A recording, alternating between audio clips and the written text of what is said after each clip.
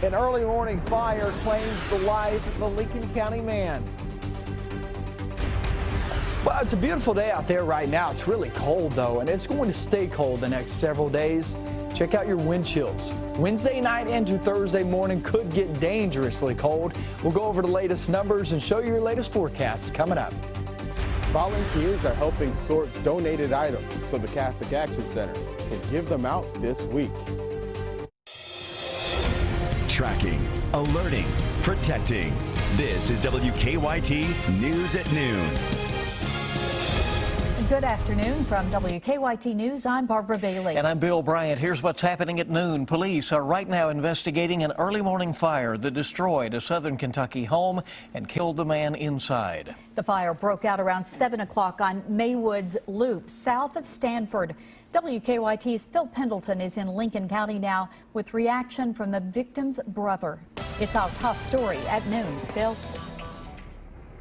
We are told that the fire was reported just after 7 o'clock this morning, and the man who called this house home, Danny Bailey, was then found dead inside. The cause is under investigation, and the fire marshal along with Kentucky State Police are already here. Now, Bailey's brother tells me that his brother used a wood stove to heat his home, but the exact cause of the fire and what happened here is not known. All I know is my wife called me about 20 minutes late, and she said Danny's house was on fire and that he was still in it. I was in Lexington. So a short time later I was here. We're told that Danny Bailey has been a lifelong Lincoln County resident. He lived in this home for quite some time. His relatives and his family all live around here. We're continuing to learn a lot more about him, and we'll have much more later today. But for now, in Lincoln County, Phil Pendleton, WKYT. Phil, thank you. Several different fire stations in Lincoln County responded to the fire. We've learned Bailey lived in the house alone. Well, it is a frigid start to this work week. Temperatures are expected to drop even more, especially as we hit Wednesday and Thursday. And with that Arctic chill comes a few chances for snow as well. WKYT meteorologist Micah Harris is live at our First Alert Weather Center with a look ahead. Micah? Yeah, it doesn't feel as good as it looks outside. I mean, it's a lot of sunny skies out and about, and we're still in the teens up in the far northern zones. 20s elsewhere. We're at 23 degrees in Richmond. You go down south, still there in the mid-20s. I don't see us rising that much more. We'll sit right there in the mid-20s for most this afternoon.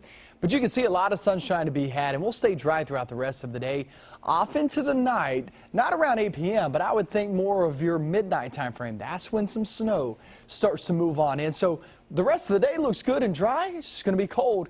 It's tonight that we need to be watching for that chance at some snow for some, at least. And I'll go over who can expect that and how much. And not only that, but that big cold blast that we've been talking about the past several days. I'll show you the numbers because they're extremely cold. And that comes up in a few minutes. Okay, so a lot of folks getting ready for it, and with the Arctic chill back in the bluegrass, the Catholic Action Center is keeping the homeless safe and as warm as possible as those temperatures go dropping. The organization has rolled out the Compassionate Caravan. Volunteers will be offering rides to the homeless shelter and also sorting through some donated supplies. WKYT Sam Smith has more on how you can get involved. Sam? The sorting is going on right now inside of God's Net. Donations from over the holidays included things like warm weather clothing that's not needed right now. Folks here are happy to have it, but their focus right now is sorting out cold weather items, hats, gloves, blankets, coats, things like that. With dangerously cold temperatures expected this week, volunteers here want to be prepared for the rise in need in Lexington. And tomorrow night, volunteers will go out to find people without shelter and offer them a ride to a homeless shelter. If they refuse, blankets and other cold weather items, anything that'll help someone make it through the night, will be handed out. Over Christmas, we have gotten thousands of blankets, we know, and we have given out 500-600 of them. So even though this looks like a lot, it really isn't. It'll be gone. Today's sorting goes until 2 o'clock this afternoon. It continues tomorrow from 10 to 2 here at God's Net on East 7th Street. In Lexington, Sam Smith, WKYT. Sam, thank you very much. If you would like to volunteer to sort, you can just show up for an hour or so today or tomorrow at God's Net. And we have more information about how to help the homeless at WKYT.com. We're learning new details this midday about the plane crash in western Kentucky that killed 4 family members. Investigators say only 7-year-old Sailor Gutzler survived the crash Friday night in Lyon County. The NTSB is now investigating the crash. WKYT's Hillary Thornton is at the live desk now with the very latest. Hillary? That's right. The NTSB arrived on scene yesterday in Lyon County. Air safety investigators have started documenting evidence and removing the plane from the crash site. Meanwhile, the Nashville, Illinois community is remembering the 4 lives lost and rallying around the sole survivor. Kentucky State Police say the Gutzler family was traveling back home to Illinois from Florida when the pilot Marty Gutzler, Sailor's father and owner of Gutzler Furniture in their hometown of Nashville, Illinois, reported engine trouble while over western Kentucky. Investigators believe Gutzler then headed toward Kentucky Dam State Park Airport. The twin-engine Piper Seneca crashed less than 10 miles from that airport. The 7-year-old then walked for nearly a mile barefoot through dense woods before finding the home of Larry Wilkins. A 7-year-old female little girl has just come to the door saying that her parents were killed in a plane crash. She indicated to us that she believed that her family was deceased, but that she hoped that they were just sleeping. He loved flying. I mean, you didn't have a conversation with Marty without him talking about flying. Police say Sailor was still strapped to her seat when the accident happened. She only injured her wrist in the crash. Sailor is back home in Illinois with family. Friends have set up a fund to help her.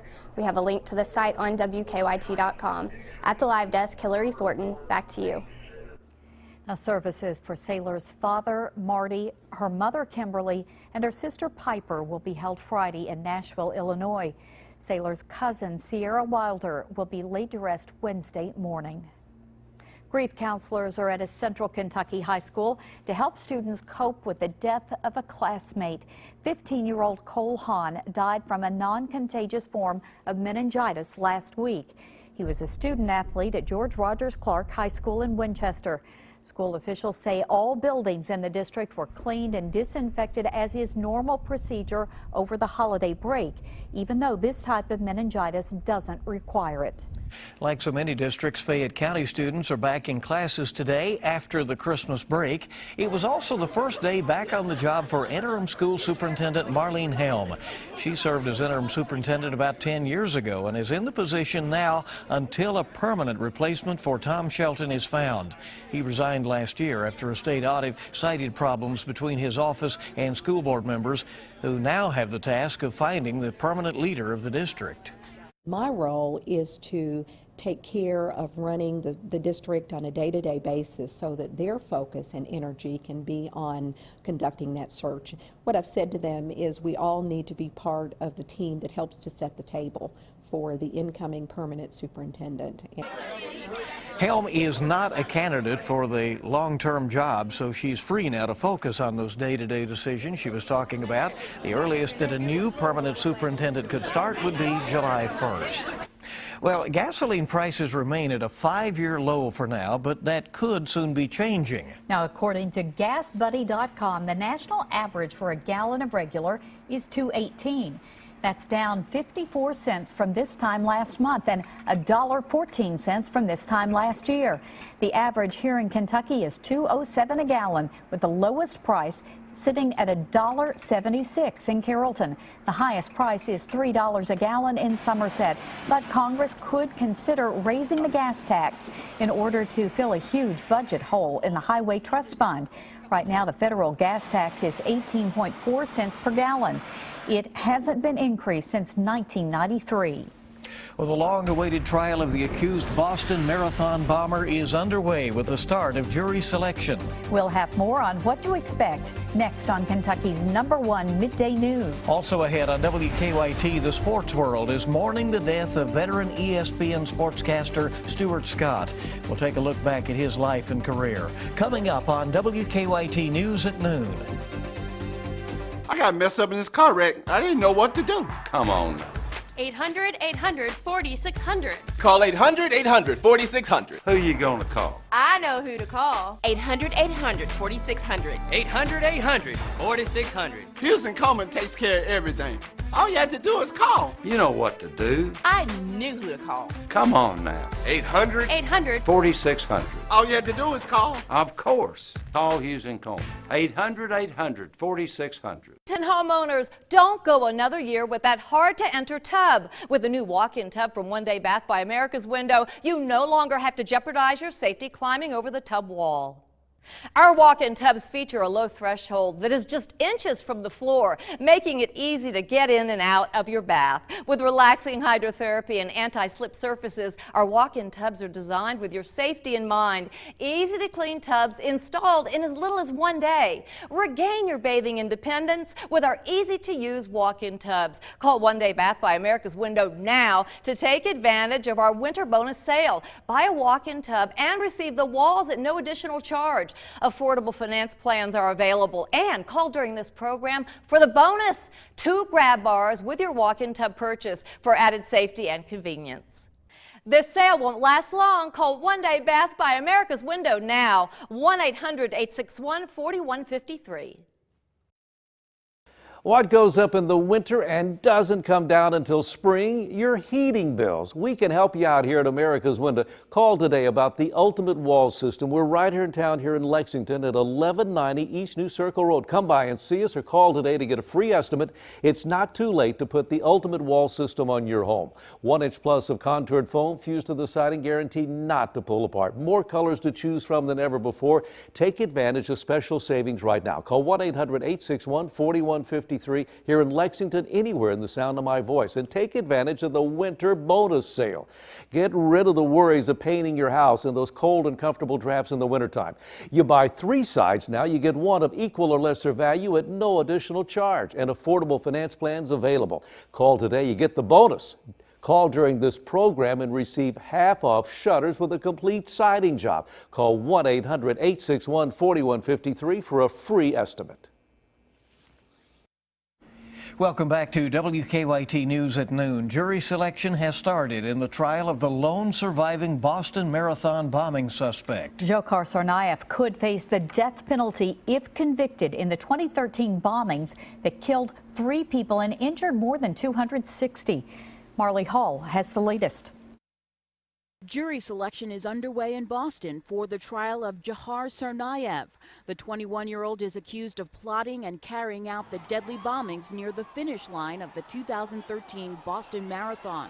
During the trial, jurors are expected to see video apparently showing Tsarnaev and his brother at the scene. The defense team is looking for one thing only here, and that is to save his life. They are looking to avoid the death penalty. Prosecutors say the brothers wanted retaliation for U.S. actions in Muslim countries. The defense has suggested it plans to show Tsarnaev was under the psychological control of his older brother Tamerlan, who was killed in a shootout with police. Heather Abbott is among the survivors who plan to be at the trial. It's sort of a very unique situation. It's hard to know what to expect.